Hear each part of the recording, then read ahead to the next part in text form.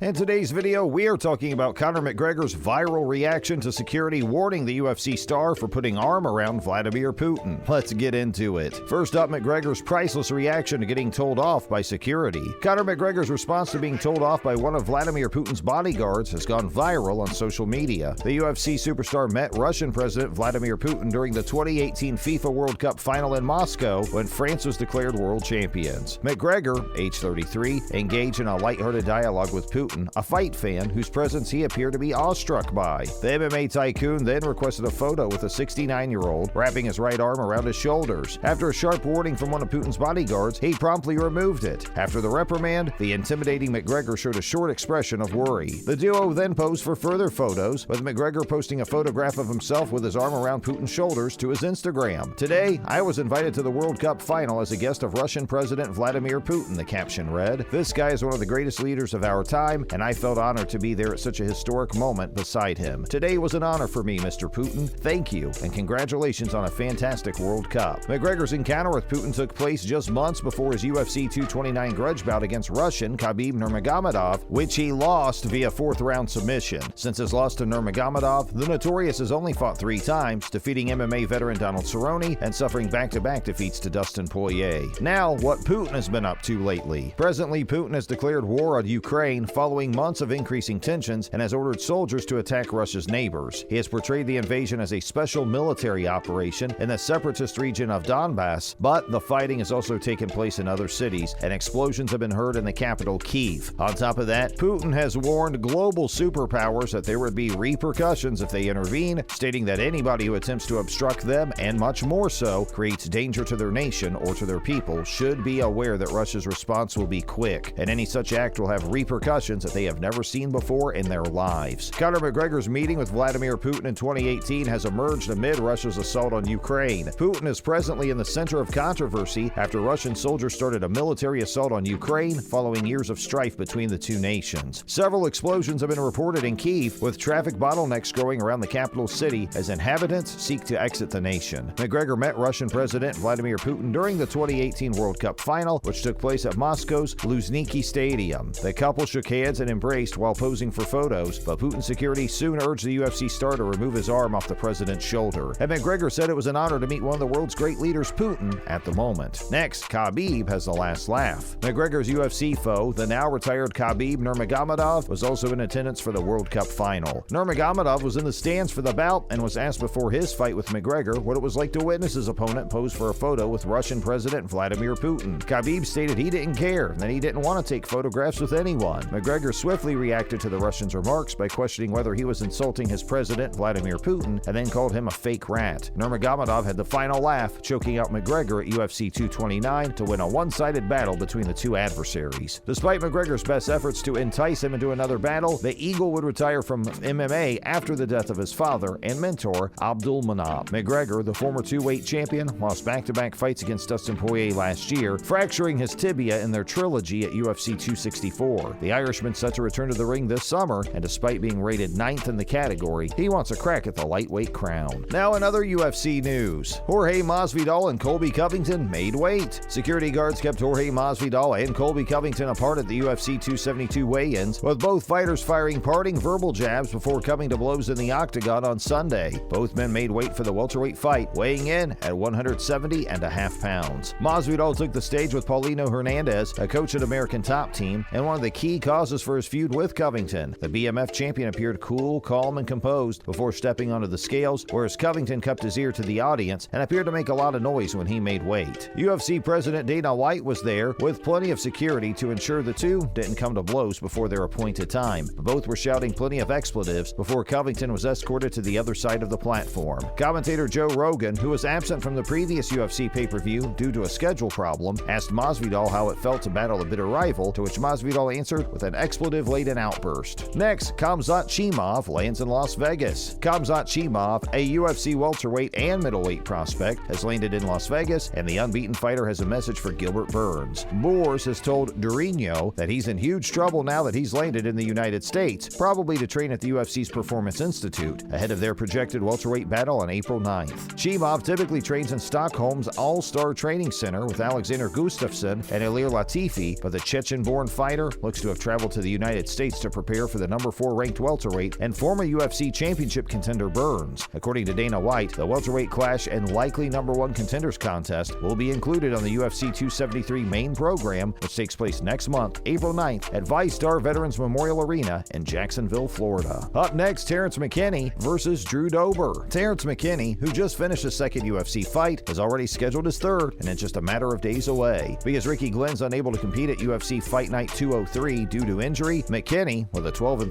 MMA record and 2-0 in UFC, has stepped in on short notice to face Drew Dober, 23-11 MMA record and 9-7 in the UFC. The organization announced this fight on Friday. The event will take place at the UFC Apex in Las Vegas on Saturday, March 12th. Glenn confirmed in an interview with Vegas Odds on Friday that he'll have surgery on a torn groin. McKinney, age 27, agreed to terms with the UFC for a 1-year contract in June 2021. McKinney knocked out Matt Frivola in 7 seconds at UFC 263, becoming the UFC's quickest knockout ever. McKinney won again this past Saturday at UFC Fight Night 202 by submitting Fares Ziam in round 1. After losing to top contenders Islam Makhachev and Brad Riddell in back-to-back fights, Dober's looking to turn his fortunes around. The defeats came in on the heels of a 6-fight winning streak that saw Dober go 6-1 with 4 knockouts. Next up, Islam Makhachev steps in for Fiziev. Following his victory at UFC 49 last weekend, Islam Makhachev has offered to face Rafael dos Anjos at UFC 272 on Saturday. The cancellation of UFC 272's scheduled co-main event lightweight battle between Rafael dos Anjos and Rafael Fiziev was announced on Monday. After testing positive for COVID-19, the latter was removed from the card, leaving the ex-champ with no dance partner. Someone's willing to step in, fortunately for RDA. Moments after news broke, Islam Makhachev, the 4th-ranked 155-pound contender, announced his desire to stand in for Fiziev. The Dagestani, who's aged 30, wants to resolve his unfinished business with the Brazilian veteran. Dos Anjos accepted right away, but first requested a catch weight. However, he finally consented to a probable 170-pound battle. The UFC has yet to make the announcement public. Makhachev and Dos Anjos were scheduled to fight at UFC 254 in October 2020, but that fight was canceled when the latter tested positive for COVID-19. The fight was subsequently rescheduled for UFC Vegas 14 a month later. However, Makhachev withdrew for unclear reasons. The UFC attempted a third rescheduling of the fight at UFC 267 in October of last year, but as luck would have it, Dos Anjos was wounded and had to be pulled from that booking. Lastly, campaign for Cain Velasquez's release. Cain Velasquez, an MMA fighter and wrestler, has been charged with attempted murder. He allegedly fired at a truck transporting a man he suspects of sexually molesting a young family member. He was detained on Monday and is being held without bail at the Santa Clara County Main Jail, but there is movement advocating for his release, and Ronda Rousey has joined it. Cain Velasquez is accused of following a 43-year-old man named Henry Galarte through numerous Silicon Valley locales, ramming the truck with his own car and firing at it, injuring Galarte's stepfather, who was driving. Galarte was recently detained in connection with a sexual assault case involving a juvenile. And that's a wrap for this video. Had you seen the video when it first came out? Let us know in the comments below. Make sure to give this video a thumbs up and subscribe to our channel for more videos like this, and we'll see you in the next one.